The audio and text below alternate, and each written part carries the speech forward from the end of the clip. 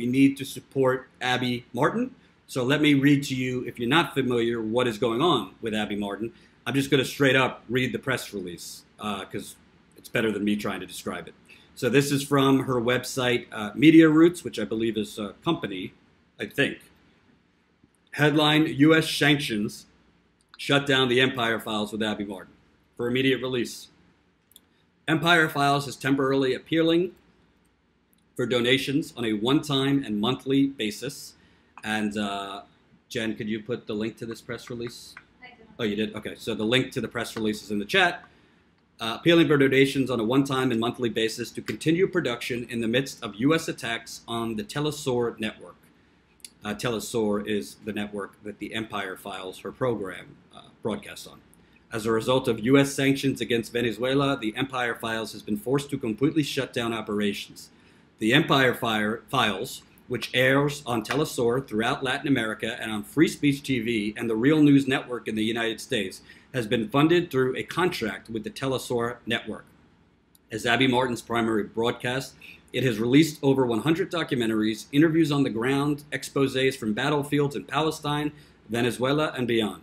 As a result of financial attacks by the U.S. government on the primary source of TeleSUR's funding, production was halted before the completion of Empire Files Season 2.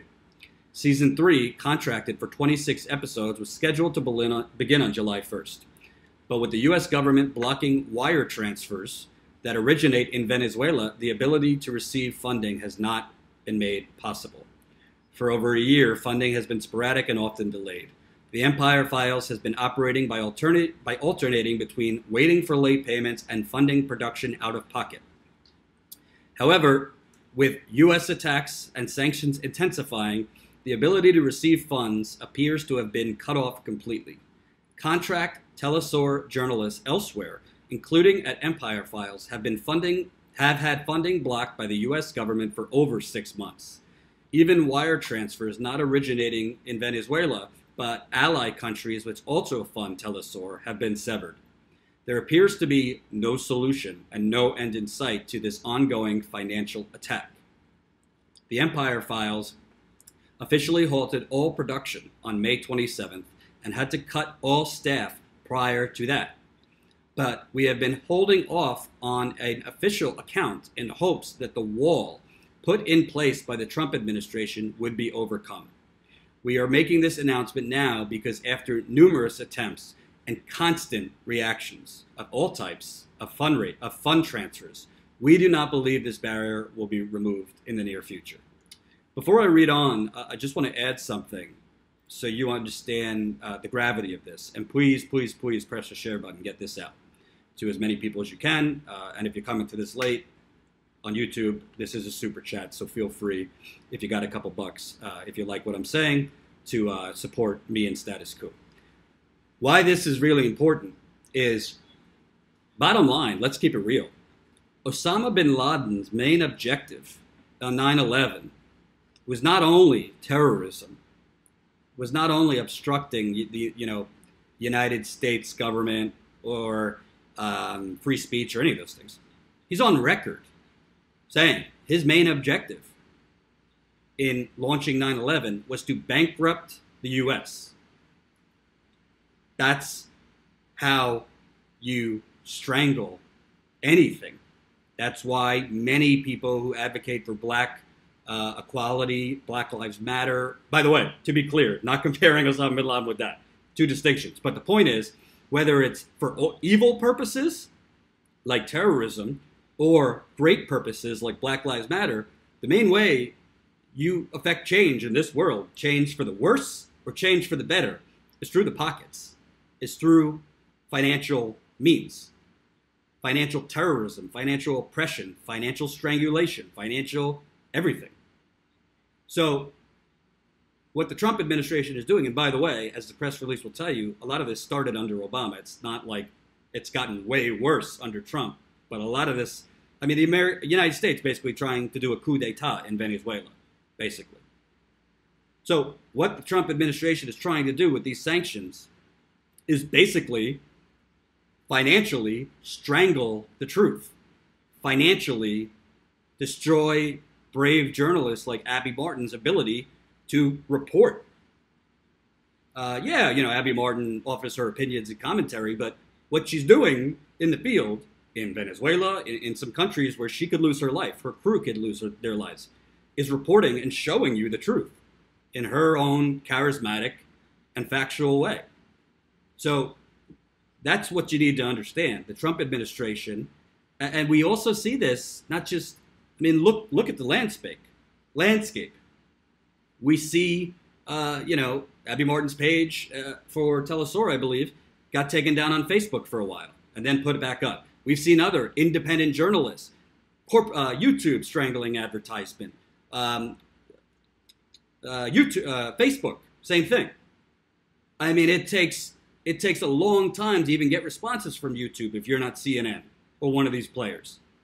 So whether it's the Trump administration trying to basically shut down reporting like Abby Martin, or it's YouTube or Facebook, basically, the cat's out of the bag, folks. This train has left the station.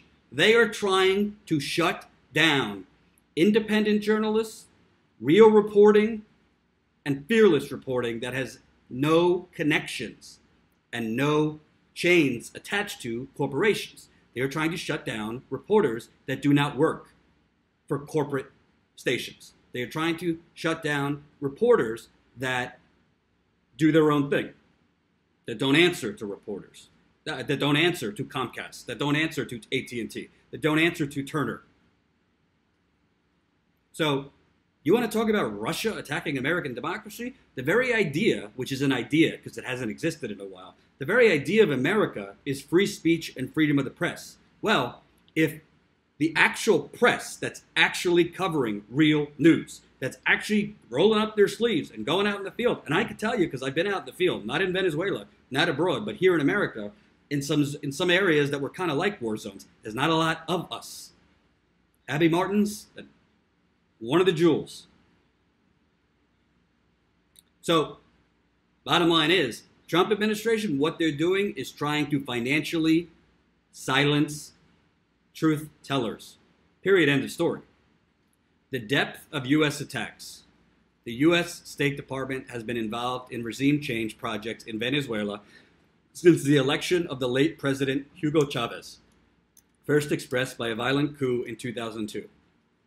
During that coup, Venezuela's state media and pro-government media were shut down by the U.S.-backed junta.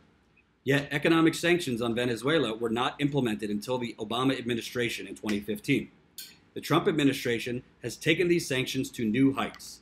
The most recent escalation came on May 21, 2018, the day after President Maduro democratically won re-election. Keyword, democratically won re-election. Apparently to punish the Venezuelan people for electing the, quote, wrong candidate. So again, Trump sanctions, new sanctions, escalated sanctions, came the day after President Maduro was democratically re-elected. Today, the U.S. sanctions on Venezuela are the worst sanctions on any country in the region since those against Nicaragua in the 1980s, according to Mark Weisbrod of the Center for Economic and Policy Research, a time when the Reagan administration was waging a full-blown bloody war against the Nicaraguan people. Similarly, it's Venezuela's poor and working class who are, by design, suffering most from the sanctions today. These economic attacks cannot be viewed on their own, but part and parcel of a regime change operation. While this is just one front in the U.S. strategy, the sanctions are coupled with violent U.S.-backed coup attempts in Venezuela, including the August 4th assassination attempts on President Maduro. TeleSUR has always been included as a target for its association with the government. A thwarted U.S.-backed coup plot in 2015 included plans to bomb the TeleSUR news building in Caracas. In 2017, a TeleSUR news team was ambushed by U.S.-backed opposition forces and nearly lynched. One TeleSUR reporter was shot in the back during the assault. Likewise, Abby Martin and Empire Files producer Mike Prisner were the target of pro-coup politicians and journalists based in Caracas and Miami, leading to hundreds of death threats and causing them to flee Venezuela, where they were conducting on-the-ground reporting. In addition, TeleSUR, along with the other main left-wing news source on Venezuela, Venezuela Analysis, were recently targets of online censorship. Already hit with, quote, warnings and, quote, sensitive content bans on YouTube and Twitter, their pages were recently deleted, although later reinstated by Facebook.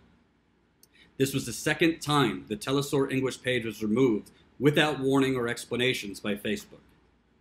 Facebook is currently collaborating with the Atlantic Council, stacked with CIA agents, Iraq war architects, big oil, and the weapons industry to decide which media outlets, quote, sow discord. The head of news partnerships, quote unquote, news partnerships for Facebook is a woman by the name of Campbell Brown. She used to be an anchor at CNN. She was at a panel conference for Facebook, basically announcing Facebook's intention to suppress independent news, or as they say, less trustworthy news.